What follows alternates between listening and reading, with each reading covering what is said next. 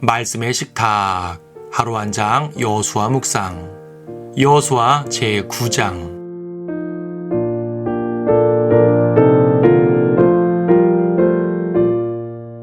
9장 18절을 보겠습니다. 그러나 이스라엘 자손은 그들을 치지 못하였으니 이는 회중의 고관들이 이스라엘의 주 하나님으로 그들에게 맹세하였음이라. 그러자 모든 회중이 고관들에게 불평하니라. 정복전쟁에서 이스라엘이 실수한 것이 두 가지입니다. 하나는 7장에서 여리코에 저주받은 물건을 취했던 것이고, 또 하나는 여기 9장에서 기브온 거민들을 용납한 것입니다. 7장에서는 탐심으로 인한 명백한 죄였고, 여기에서는 그들의 거짓말에 속은 어리석음이었습니다. 그런데 둘 모두의 공통점이 있으니 바로 하나님께 묻지 않았다는 사실입니다. 여리코 전투 때나 2차 아이성 전투 때, 그리고 바로 뒤 10장에 나오는 기브온 전투 때에는 하나님의 말씀이 있었습니다. 하지만 이 두 경우에서는 하나님과 어떠한 소통도 없었습니다. 여쭤봤다면 분명 가르쳐 주셨을 것이고, 그러한 엄청난 실수는 하지 않았을 텐데 말입니다. 묻지 않은 결과 그들은 분별력을 잃었습니다. 기브온 사람들이 우리는 먼 나라에서 왔나이다 라고 거짓말했을 때 왜 이스라엘은 거기에 속았을까요? 그들은 남루한 옷과 곰팡이 핀 빵을 보여줬지만 그런 것은 얼마든지 조작할 수 있는 것이었습니다. 이스라엘은 단지 먼 나라라는 말에 속았습니다. 먼 나라 어디인지 확인하는 작업이 없었습니다. 정말 먼 나라였다면 화친을 맺고 조공을 바치게 하는 것이 맞습니다. 그것도 싸워야 할 필요가 있는 성읍에 대해서만 그렇습니다. 굳이 싸울 필요가 없는 나라라면 조약을 맺고 말 것도 없겠지요. 하지만 가나안 땅 경내에 있는 족속이라면 예외 없이 모두 멸해야 했습니다. 기브온은 이스라엘 진영과 불과 3일 거리에 있었던 족속이었습니다. 이 사실을 알았을 때 그들은 얼마나 억울했겠습니까? 조약을 맺은 고관들은 백성들의 원망까지 들어야 했습니다. 그렇다고 조약을 뒤집어 볼 수도 없는 노릇이었습니다. 속아서 내린 잘못된 결정이니 무효로 해도 될 것 같지만 그럴 수는 없습니다. 약속을 저버리는 것은 하나님의 신실하심에 반대되는 일이기 때문입니다. 만약 이스라엘이 조약을 뒤집었다면 그들은 거짓말까지 하는 불의한 백성이 되는 것이었습니다. 이것은 이 조약이 법적으로 무효인지 유효인지를 따르는 문제가 아닙니다. 그들이 약속에 책임을 져야 하는 문제인 것입니다. 이것은 우리에게 커다란 교훈을 줍니다. 오늘날도 잘못된 약속을 함으로써 많은 고통을 받는 사람들이 있습니다.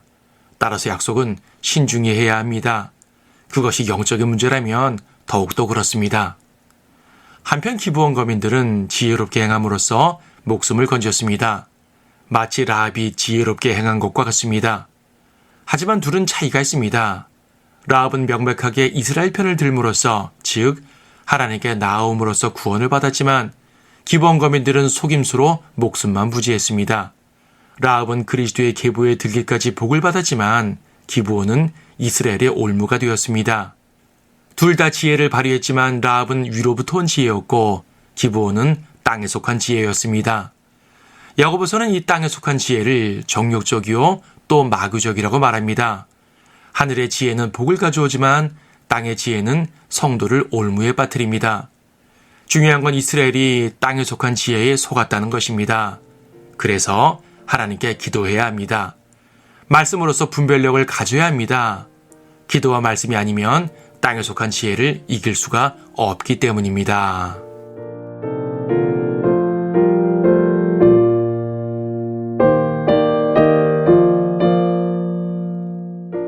여호수아 9장. 요단 이편과 산지와 계곡과 레바논을 향한 대해의 모든 해변에 있는 모든 왕들과 히딘과 아모리인과 가나안인과 브리스인과 히위인과 여부스인들이 그 소식을 듣고 함께 모여 한 마음으로 여호수아와 이스라엘과 더불어 싸울 것을 정하더라. 기브온 거민들이 여리코와 아이에 대해 여호수아가 행한 것을 듣고 그들이 간교하게 행하였으니 가서 마치 그들이 사신들인 것처럼 꾸며 그들의 나귀에는 낡은 자루와 낡고 찢어져 꿰맨 포도주 부대를 싣고 그들의 발에는 낡고 기운 신을 신고 낡은 옷을 입고 모두 마르고 곰팡이 난 빵을 예비하고 길갈에 있는 진영으로 여호수아를 찾아가서 그와 이스라엘 사람들에게 말하기를 우리는 먼 나라에서 왔나이다. 그러므로 이제 우리와 조약을 맺으소서 하니 이스라엘 사람들이 히위인들에게 말하기를 혹시 너희가 우리 가운데 거하는지도 모르니 우리가 어떻게 너희와 조약을 맺을 수 있으랴 하자. 그들이 여호수아에게 말하기를 우리는 당신의 종이니이다 하더라. 여호수아가 그들에게 말하기를 너희는 누구며 어디서 왔느냐 하니 그들이 그에게 말하기를 당신의 종들은 주 당신의 하나님의 이름으로 인하여 아주 먼 나라로부터 왔사오니 이는 우리가 그분의 명성과 그분께서 이집트에서 행하신 모든 일을 들었으며 또 그분이 요단 건너편에 있는 아모리인의 두 왕 헤스본 왕 시혼과 아스타롯에 있는 바산 왕 옥에게 행하신 모든 일을 들었음이니이다. 그러므로 우리의 장로들과 우리나라의 모든 거민이 우리에게 일러 말하기를 너희는 여행을 위해 식량을 가지고 가서 그들을 만나 말하기를 우리는 당신들의 종이니이다. 그러므로 이제 우리와 조약을 맺으소서 하라 하였나이다. 이것은 우리가 당신들에게 오려고 떠나던 날 우리 집에서 우리의 양식으로 뜨거운 것으로 취하였던 우리의 빵인데 보소서 이제 빵이 말랐고 곰팡이가 났나이다. 이 포도주 부대들은 우리가 채울 때는 새 것이었는데 보소서 찢어졌으며 우리의 옷과 신도 아주 먼 여행길로 인하여 낡아졌나이다 하더라. 사람들이 그들의 식량을 취하고 주의 입에 조언을 구하지 아니하고 여호수아가 그들과 화친하고 그들과 더불어 그들을 살리리라는 조약을 맺었으며 회중의 고관들이 그들에게 맹세하였더라. 이스라엘이 그들과 더불어 조약을 맺은 후 3일이 지나서 그들이 자기들의 이웃이었음과 그들이 자기들 가운데 거한다는 것을 들으니라. 이스라엘 자손이 진행하여 3일째에 그들의 성읍들에 이르렀으니 이제 그들의 성읍들은 기브온과 크피라와 브에롯과 키랏 여아림이더라. 그러나 이스라엘 자손은 그들을 치지 못하였으니 이는 회중의 고관들이 이스라엘의 주 하나님으로 그들에게 맹세하였음이라. 그러자 모든 회중이 고관들에게 불평하니라. 그러나 모든 고관들이 모든 회중에게 말하기를 우리가 이스라엘의 주 하나님으로 그들에게 맹세하였도다. 그러므로 이제 우리가 그들을 손대서는 아니 되리라. 우리가 그들에게 행할 것은 이것이니 우리가 그들을 살려줘야 하리라.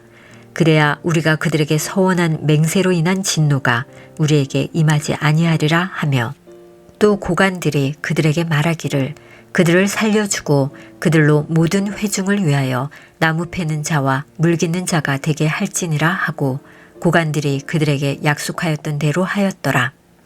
여호수아가 그들을 불러서 일러 말하기를 너희가 우리 가운데 거하면서 어찌하여 우리를 속여 말하기를 우리는 너희에게 아주 멀리 있다 하였느냐.